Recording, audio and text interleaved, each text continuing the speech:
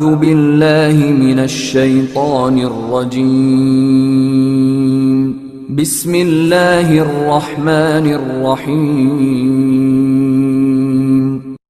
قتل الإنسان ما أكفر ہلاک ہو جائے انسان، یہ کس قدر ناشکرا ہے۔ من أي شيء خلقه اللہ نے اس کو کس چیز سے پیدا کیا؟ من نطفة خلقه فقدره حقیر قطرہ منی سے اللہ نے اس کو پیدا کیا، پھر اس کی ہر چیز اندازہ سے بنائی۔ ثم السبيل يسره پھر اس کے لیے راستہ آسان کر دیا۔ ثم أماته فأقبره پھر اس کو موت دی، پھر قبر میں پہنچا دیا۔ ثم إذا شاء أنشره پھر اللہ جب چاہیں گے اس کو دوبارہ زندہ کر دیں گے۔ كلا لما يقض ما أمره ہرگز نہیں، اللہ نے انسان کو جو حکم دیا ہے اس نے اسے پورا نہیں کیا۔ فلينظر الإنسان إلى طعامه تو اس کو چاہیے کہ اپنے کھانے کی طرف نظر کرے۔ أنا صببنا الماء صبا کہ ہم نے ہی خوب پانی برسایا، ثم شققنا الأرض شقا پھر ہم نے ہی زمین کو اچھی طرح پھاڑ دیا، فأنبتنا فيها حبا پھر ہم نے ہی اس میں اناج، وعنبا وقضبا انگور، ترکاری، وزيتونا ونخلا زیتون اور کھجور، وحدائق غلبا گھنے گھنے باغات، وفاكهة وأبا میوہ اور چارہ اگایا، متاعا لكم ولأنعامكم جو تمہارے اور تمہارے چوپایوں کے فائدے کے لیے ہیں۔ فإذا جاءت الصاخة تو جب کان بہرے کر دینے والا شور برپا ہوگا، يوم يفر المرء من أخيه تو اس دن انسان اپنے بھائی وأمه وأبيه اپنے ماں باپ وصاحبته وبنيه اور اپنے بیوی بچوں سے بھی دور بھاگے گا۔ لكل امرئ منهم يومئذ شأن يغنيه اس دن ان میں سے ہر شخص کو خود ہی ایسی فکر ہوگی جو اس کو دوسرے سے بے توجہ کر دے گی۔ وجوه يومئذ مسفرة بہت سے چہرے اس دن روشن ہوں گے، ضاحكة مستبشرة ہنستے ہوئے خوش و خرم، ووجوه يومئذ عليها غبرة اور بہت سے چہرے غبار آلود ہوں گے ترهقها قترة جن پر کالک لگی ہوگی۔ أولئك هم الكفرة الفجرة یہی کافر و بدکار لوگ ہوں گے۔ کہ لوگوں کو نصیحت حاصل کرنا چاہیے، جو نصیحت نہیں حاصل کرتے ان کے لیے کیا ہے؟ قتل الانسان ما اکفرہ، ہلاک ہو جا انسان، یہ کس قدر ناشکرا ہے کہ قرآن کی نعمت نازل ہوئی اور اس کی وضاحتیں، تفصیلات سب کچھ آ گئی، لیکن انسان ناشکری کرتا ہے، اس قانون کو نہیں مانتا ہے، اس قانون کو قبول نہیں کرتا ہے۔ جب وہ انکار کرتا ہے تو اپنی ذات کے بارے میں غور کرے کہ یہ کیوں پیدا ہوا، کیسے پیدا ہوا، اس کی زندگی کا مقصد کیا ہے۔ من ای شیء خلقہ، اللہ نے اس کو کس چیز سے پیدا کیا؟ اب اس کا جواب معلوم ہے، اس لیے پھر جواب دے کر کے اللہ تعالیٰ پھر انسان کی تخلیق کے بارے میں بات کرتے ہیں، بتاتے ہیں۔ من نطفہ، انسان ایک نطفہ سے پیدا ہوا، یہ سیمن، اووا، اسپن آج تک سائنٹسٹ بنا نہیں پائے ہیں، بیبی ٹیسٹ ٹیوب میں جو ڈالتے ہیں تو سیمن نکال کر کے اووا اور اسپرم کو جوڑ کر کے رکھتے ہیں کچھ دنوں تک، پھر جا کر کے یوٹرس میں ڈالتے ہیں اور پھر اس طرح سے وہ کراتے ہیں. لیکن سیمن کو نہیں بنا سکتے، اسپرم کو نہیں بنا سکتے، اووا کو نہیں بنا سکتے. اللہ تعالیٰ کہتے ہیں ایک چیز جو بن نہیں سکتی، انسان بنا نہیں سکتا، اس سے یہ انسان کی پیدائش ہو گئی. تو انسان کی ذمہ داری ہے کہ اپنے خالق کو پہچانے، اس کے حکم پر عمل کرے. خلق، اللہ نے نطفے سے پیدا کیا، سیمن سے پیدا کیا، اور پھر اس کو متوازن اور مناسب انداز میں اس کو تیار کیا.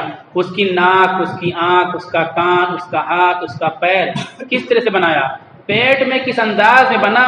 جس کے پیٹ میں وہ پل رہا ہے 3 پردوں کے اندر، اس کو بھی نہیں پتا کہ ہمارے پیٹ میں پلنے والا یہ انسان کتنے اچھے انداز میں، کتنی مشینوں کے ساتھ بن رہا ہے اور کس طرح کاریگری ہو رہی ہے، اور بچہ بن کر کے تیار ہو جاتا ہے. فقدرہ کا مطلب ایک یہ ہوا کہ اس کو متوازن اور مناسب انداز میں اللہ نے بنایا.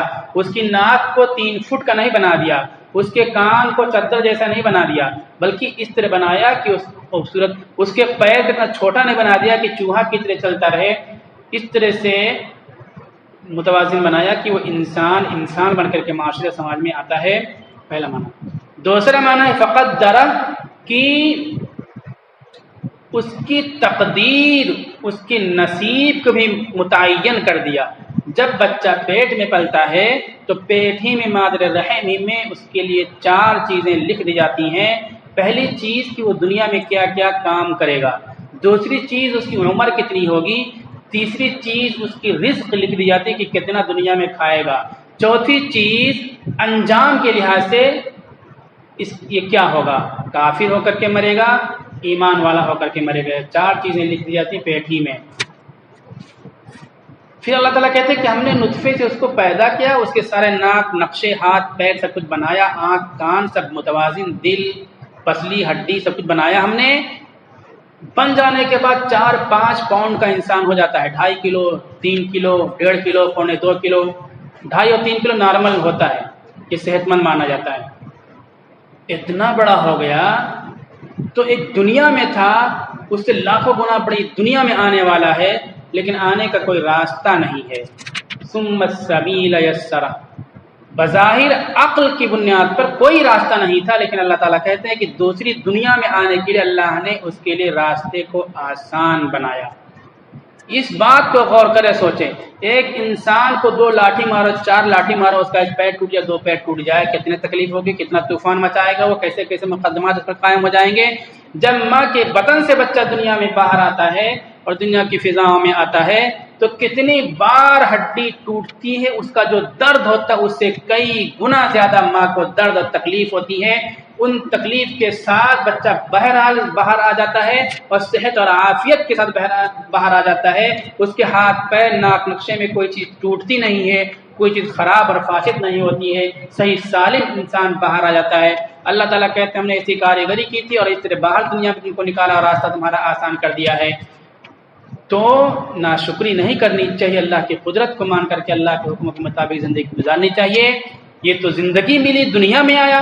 ثم اماتہ، پھر اللہ اس کو موت دیتا ہے. یہ موت بھی اللہ کی طرف سے نعمت ہوتی ہے.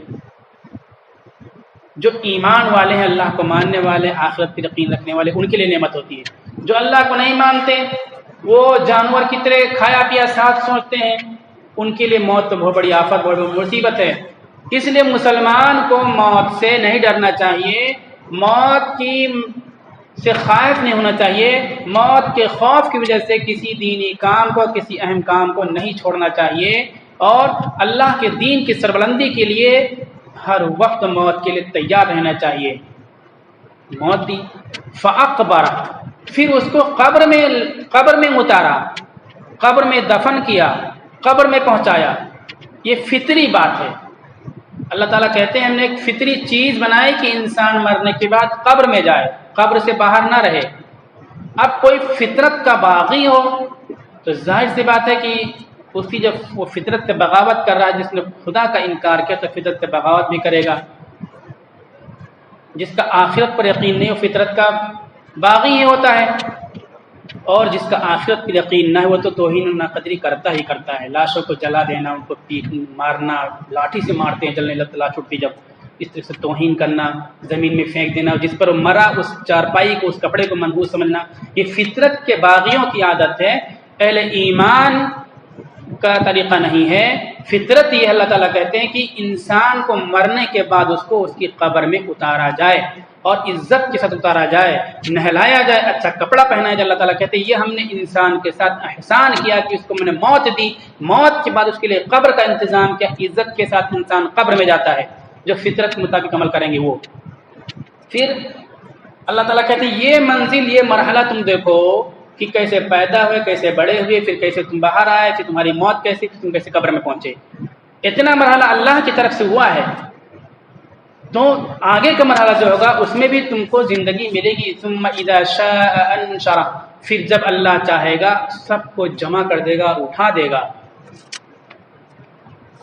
ہرگز نہیں. انسان نے جو کچھ اللہ نے اس کو حکم دیا اس کو اس انسان نے پورا نہیں کیا. پیدائش سے پہلے عہد الست ہوا تھا. آدم علیہ السلام کے سلب سے سب نکلے تھے. پوچھا تھا کہ کیا میں تمہارا رب نہیں ہوں؟ تو انہوں نے بولا، سب بولے تھے قالوا بلا، ہاں کیوں نہیں، آپ ہمارے رب ہو. ایک عہد کیا تھا، لیکن جب دنیا میں آئے تو یہ انسان اللہ کو بھول گیا اور نفسی نفسی میں پڑ گیا. پھر یہ تو تخلیق کے بارے میں بتلا دیا. پھر اللہ تعالیٰ کہتے ہیں چیزوں کے بارے میں، جو روزگار اور دوسری چیز تم کو ملتی ہیں ان کے بارے میں غور کرو کہ تم کو چیزیں کہاں سے ملتی ہیں. یہ بھی اللہ کا تمہارے پر احسان ہے، تمہارے لیے نعمتیں اللہ کی طرف سے. اس لیے بھی اللہ کے تم شکر گزار بن جاؤ، اللہ کے اطاعت شیار بن جاؤ. فَلْيَنظُرِ الْإِنسَانُ إِلَىٰ طَعَامِهِ، تو چاہیے کہ انسان اپنی خوراک کی طرف دیکھے کہ خوراک اس کو کیسے حاصل ہو جاتی ہے. ہم نے برسایا پانی، خوب برسانا، پانی کی بارش کیسے ہوتی ہے. پھر ہم نے زمین کو پھاڑ دیا، پھاڑنا، زمین پھٹتی ہے، وہاں سے کیا کیا اگتے ہیں، کیا کیا چیزیں نکلتی ہیں. فَأَنبَتْنَا فِيهَا حَبًّا، پھر ہم نے اس زمین میں اگایا، اگایا دانوں کو اور انگور کو اور سبزیوں کو اور زیتون کو. زیتون ایک زیتون ہے، اور زیت تمام آئل اور تیل کو بولتے ہیں. پہلے مطلب یہ چیز ہے نکلتے، لیکن ہاں میں نے وہ مشین نہیں دیکھی تیل نکالنے کی تو بھول گیا تھا. ہمارے یہاں تو ہر گاؤں میں تیل نکالنے کی مشین جگہ جگہ لگی ہوئی ہے سڑکوں کے تیل نکالنے کے لیے. تو یہ تھا کہ ویجیٹیبل آئل لکھا ویجیٹیبل سے آئل کیسے نکلے گا، اس سمجھ بات نہیں آتی تھی. لیکن نکلتی ویجیٹیبل سے آئل، چربی سے تو آئل سمجھ میں آ رہا ہے، لیکن ویجیٹیبل سے آئل کیسے نکل آئے گا. تو نکلتی ہے، سب جانتے ہیں سویابین کا تیل ہوتا ہے. تو تیل اللہ تعالیٰ نے سویابین پیدا کیا، سرسوں پیدا کیا، اسے تیل نکلا. وَنَخْلًا، اور کھجور کو پیدا کیا. وَحَدَائِقَ غُلْبًا، اور ہم نے گھنے باغات بنائے اور پھلوں کو بنایا، پیدا کیا. وَأَبًّا، اور گھاس اور چاروں کو پیدا کیا. مَتَاعًا لَكُمْ، تمہارے فائدہ کے لیے. وَلِأَنْعَامِكُمْ، اور تمہارے جانوروں کے لیے. تم کو کھانے کو ملے لیکن تمہارے جانوروں کو نہ ملے تو پھر تمہارے جانور پریشان ہو جائیں گے، پھر تم پریشان ہو جاؤ گے. تمہارے جانوروں کو ملے، تم کو کھانے کے لیے نہ ملے تو کیا ہوگا، پریشان ہو جاؤ گے. لیکن سب کے لیے ہم نے روزی زمین سے بارش کر کے نکالا ہے. تو اس طرح کی جب چیزیں نکل رہی تم دیکھ رہے ہو تو ایک دن آئے گا کہ تمام انسان بھی اٹھائے جا سکتے ہیں. فَإِذَا جَاءَتِ الصَّاخَّةُ، تو جب آ جائے گی بہرا بنا دینے والی آواز. یہ دوسری بار جب سور پھونکا جائے گا اس کے بارے میں، اتنی تیز آواز ہوگی کہ انسان بہرا ہو جائے گا. اس وقت کیا ہوگا، یوم یفر المرء من اخیہ، اس دن انسان بھاگے گا اپنے بھائی سے. وامہ وابیہ، اور اپنی ماں سے اور اپنے باپ سے. وصاحبتہ وبنیہ، اور اپنی بیوی سے اور اپنے بیٹوں سے. یہ ترتیب ہے. پہلے سب سے زیادہ انسان کو اپنی اولاد سے محبت ہوتی ہے، اس کے بعد اپنی بیوی سے محبت ہوتی ہے، اور اس کے بعد اپنے باپ سے محبت ہوتی ہے، اور اس کے بعد اپنی ماں سے محبت ہوتی ہے، اس کے بعد اپنے بھائی سے محبت ہوتی ہے. ادنا سے اعلیٰ کی طرف یہاں اللہ تعالیٰ نے بتلایا ہے کہ جن سے خاص طور پر انسان کلوز ہوتا، جڑا ہوتا ہے. جو لوگ جان دینے کے لیے تیار ہو جاتے ہیں اپنے بھائی، اپنے باپ، اپنی ماں، اپنی بیوی، اپنے بچوں کے لیے، اتنے فداکار ہوتے ہیں، ایک دوسرے کے لیے کوآپریٹ کرتے ہیں ایک دوسرے کو. لیکن جب یہ آواز آئے گی تو انسان نفسی نفسی کے عالم میں ہوگا اور کوئی کسی کی خبر گیری نہیں کرے گا. رات میں मुंशी प्रेमचंद की नावल पढ़ रहा था, अफसाना। सब लोगों को नहीं, कल को लोग पढ़ें, लेकिन मैं पढ़ रहा था। 10 साल से मैं सोच रहा था कि उस अफसाने को मैं पढ़ूंगा। डॉक्टर गुस्तावली बान फ्रांसीसी मुहक्किक हैं, 3-4 दिन रात मैंने उनकी किताब पढ़ी, तमद्दुन Hind, Hindu culture of India, उसको मैंने पढ़ी। उसके बाद उसमें ये है कि यहाँ इंसानों को बहुत ज़्यादा जलील किया गया, बहुत ज़्यादा जलील किया गया, जानवर की तरह रखा गया। तो जो कमज़ोर कौमें थीं उनको मारते थे लोग, घर पे मजदूरी कराते थे, मजदूरी नहीं देते थे, उनकी बहन बेटियों की इज्जतें लूटते थे। ये कमज़ोर कौमें रिपोर्ट कराने जाती तो उल्टे फिर मारे जाते थे, वापस गांव में आते थे, गांव में फिर मारते थे। सब तरफ मार खाना ही उनका रहता था, उनकी रिपोर्ट नहीं लिखी जाती थी। मुंशी प्रेमचंद ने इस तरह की बातें उसमें लिखी हैं, उस ज़माने की अपनी आंखों देखी बातें लिखी, 1938-37 की बातें लिखी हैं। तो मैं बहुत दिनों से सोच रहा था कि मैं इसको पढ़ूंगा, लेकिन मौका नहीं मिल पाया था। 10 साल से सोच रहा था, तो मैं पढ़ रहा था। तो उसमें एक बात उन्होंने लिखी, कफन कि मर गया भूखा इंसान, भूखा और मुहताज इंसान की कितनी वो होती है, इंसान किस तरह जराइम में चला जाता है। अंदर बहू है, वो दर्द-ए-ज़े हो रहा है, बच्चा डिलीवरी का वो है टाइम, वो चिल्ला रही है। बाहर बाप और बेटे बैठे हुए अलाव में आलू भून रहे हैं, वो भूख की वजह से परेशान है।